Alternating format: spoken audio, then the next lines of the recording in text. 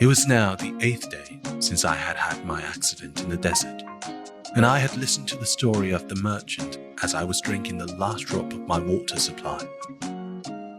"Ah," I said to the little prince, "these memories of yours are very charming, but I have not yet succeeded in repairing my plane.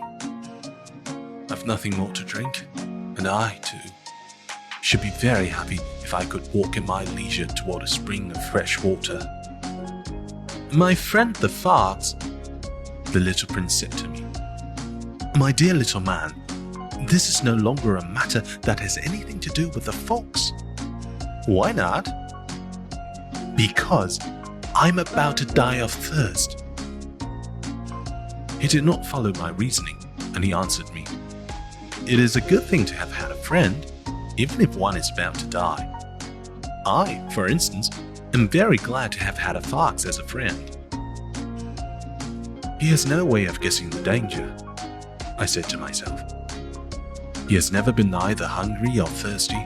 The little sunshine is all he needs." But he looked at me steadily and replied to my thought, "I'm thirsty too. Let us look for a well." I made a gesture of weariness. It is absurd to look for a well at random in the immensity of the desert. But nevertheless we started walking. When we had trudged along for several hours in silence, the darkness fell and the stars began to come out. Thirst had made me a little feverish, and I looked at them as if I were in a dream. The little prince's last words came reeling back into my memory. "Then you're thirsty too?" I demanded, but he did not reply to my question. He merely said to me, "Water may also be good for the heart." I did not understand this answer, but I said nothing. I knew very well that it was impossible to cross-examine him.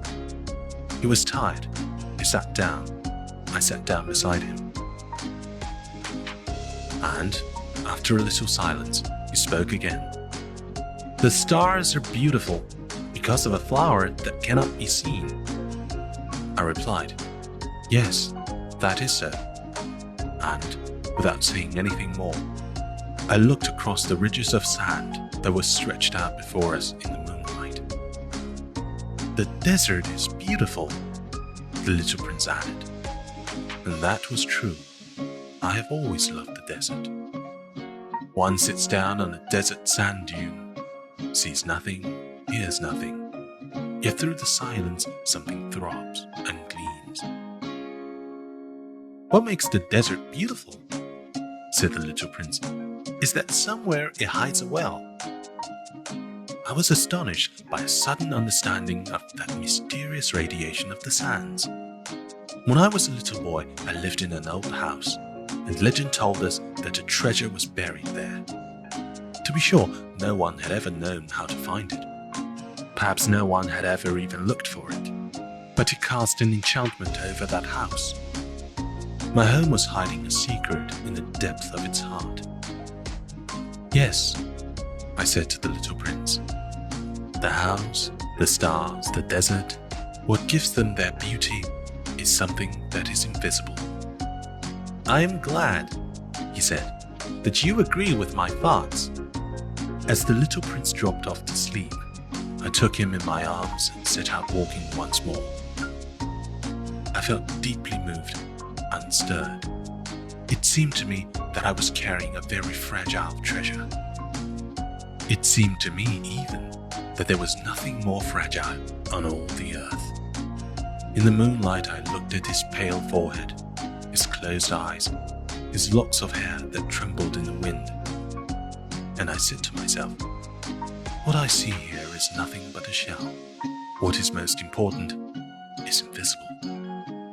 As his lips opened slightly with a suspicious of a half smile, I said to myself again, what moves me so deeply about this little prince who is sleeping here is his loyalty to a flower, the image of a rose that shines through his whole being like the flame of a lamp, even when he is asleep.